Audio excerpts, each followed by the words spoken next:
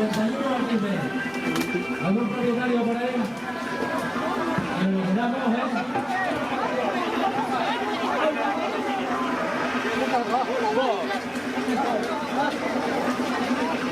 A ver, los que llegan, que vayan bailando, que toque esa pelota, gente con un poquito de alegría.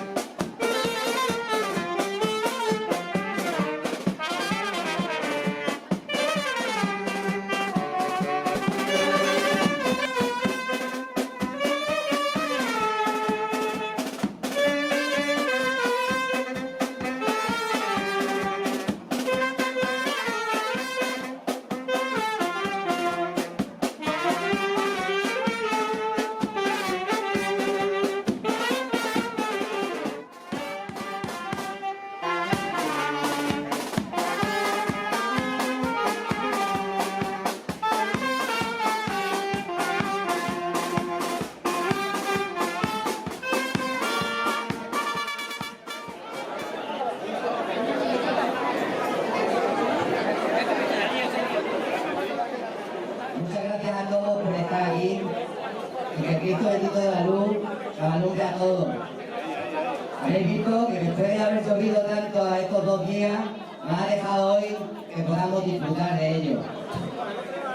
Además habéis visto que habéis venido en el tren, el primer tren de Extremadura que llega a Madrigal, que sí que llega bien.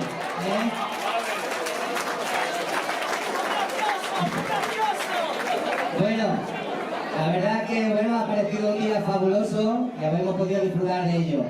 Luego también, para que no sean solo los mayores aparte y tal, ya sabéis que esta tarde tenemos los cabezudos, y luego tenemos un entierro infantil donde va a haber espuma. Así que también que participéis los mayores, así os coge el coro, os mojáis un poquito, ¿vale?